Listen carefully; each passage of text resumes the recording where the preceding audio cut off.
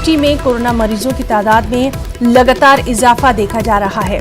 आपको बताएं कि जम्मू कश्मीर यूटी में कोरोना मरीजों की तादाद 614 तक जा पहुंची है। कोरोना से 8 अफराद यहां फौत हुए हैं और कोरोना एक्टिव मामले 90 हैं।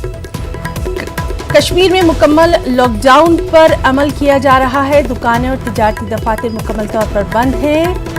गाड़ियों और अशियाए ज़रूरिया की खदमात को जारी रखने की इजाज़त दी गई है। तो अहम खबर, जम्मू कश्मीर यूटी में कोरोना मरीजों की तादाद 614 तक जा पहुंची है। अब तक 8 अफराद फौत हुए हैं। कोरोना एक्टिव मामले 90।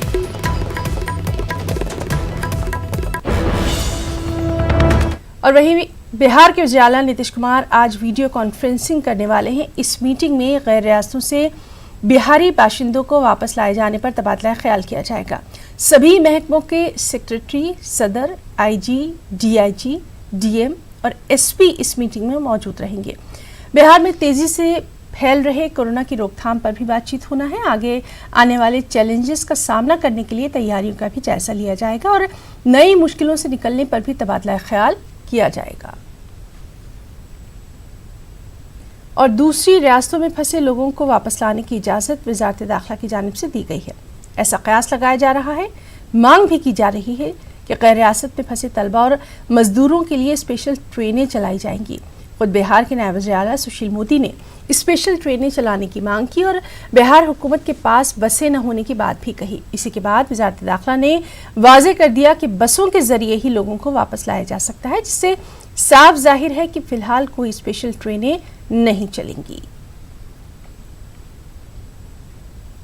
वज़ारत दाखिला की जानिब से हरी झंडी मिलने के बाद बाहर से आने वाले बिहार के बाशिंदों के लिए महकमा सेहत ने अपनी तैयारियां भी शुरू कर दी हैं। बिहार के महकमा सेहत के वज़ीर ने कहा कि वापस लाए जाने वाले लोगों की बाकायदा स्क्रीनिंग की जाएगी। महकमा सेहत ने सभी अजला में इसके लिए स्पेशल टीमें भी तश्कील दी हैं।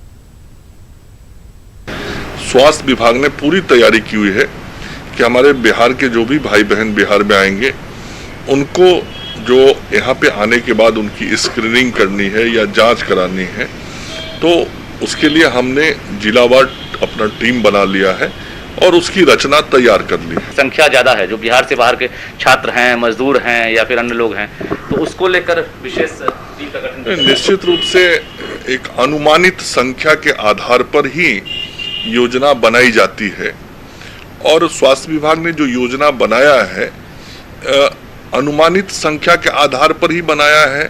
एक अनुमान आ रहा है कि अभी तक राज्य से बाहर रहने वाले कितने लोगों को आपदा विभाग से राहत की राशि भेजी गई है, उसमें से अनुमानित लोग आ सकते हैं। एएमयू से खबर है, जहां अलीगढ़ मुस्लिम यूनिवर्सिटी के तलबा को घरों में भेजने के लिए आज से बसों का इंतजाम किया गया है। पहली शिफ्ट में यूपी के तलबा को भेजने के लिए बसें लगाई गई हैं। लॉकडाउन के बाद तकरीबन 5000 तलबा कैंपस में ही हैं।